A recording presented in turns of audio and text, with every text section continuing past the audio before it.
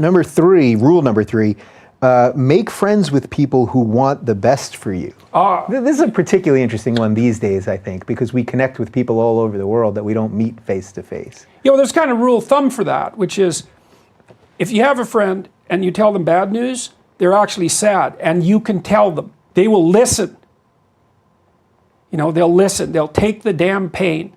And they won't tell you about some worse thing that happened to them, defensively, say. Or they won't secretly be happy that you got knocked off your pedestal. You know, they'll listen.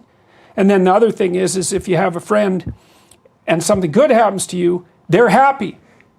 Yeah, well, that's the thing, is you, like, you know, if you're trying to quit smoking and your friends are offering you cigarettes, that's, like, look, there's a joke. You can make a joke about that. And if it's a joke, it's fine. But often those sorts of jokes aren't jokes. It's like, I'm smoking, you're quitting, you think you're better than me. It's like, can I get you to smoke? And then I don't have to be, like, embarrassed that I'm not able to do it. Or you're an alcoholic. And I think, yeah, you know, who cares about the fact that you've screwed up your third marriage? It's like, have another drink, ha ha ha. It's like, no. And the other thing, you know, people don't exactly understand that it's okay morally to choose people that are trying to help you be better, and to shy away from people who are going to drag you down. So this image always comes to mind for me. You know, if you're a lifeguard and you want to rescue someone who's drowning, the way you swim up to them is like this, with your foot out.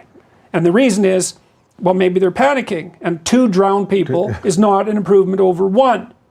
So, you know, you don't have you're not morally obliged to go down with someone else's ship. Now you think that's pretty harsh and pretty rude. You can't abandon a friend in need. That's not what I'm saying. I'm saying that it is appropriate for you to look at your social surround and to make decisions. If you have a person who's hurting you and who won't quit and who's pulling you down, it's like, you don't have to, that is not necessary. You are not obligated to do that. You go with people that are trying to elevate you. You know why I thought this chapter was particularly powerful is because I get so much email, and I think one of the questions we got at Clemson was related to this, that so many of the people who are waking up to the nonsense of postmodernism and all that, they're losing friends. You know what I mean? They're losing their old friends who view that thing as this religion that you must adhere to.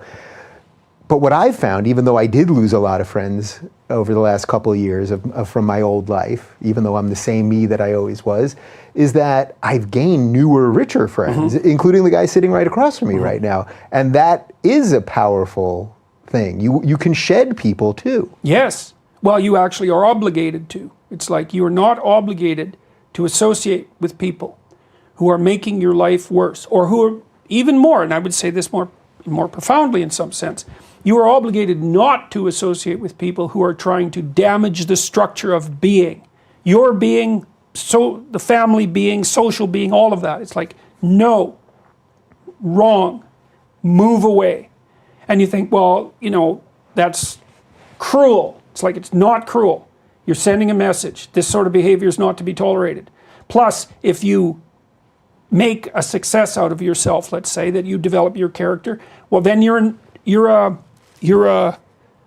example. And at some point, maybe that's what that person is going to need, is an example. You know, maybe they'll hit bottom and think, oh my God, I'm not on the right path. It's like, there's an example I could follow. So, and you can't justify it by compassion, because often that's an excuse too. It's like, I'm hanging around with my drug addict, alcoholic friends because I want to help them. It's like, yeah, really, is that right? Maybe, probably not though. You're not a saint, probably. Maybe you are. Yeah. But it's unlikely.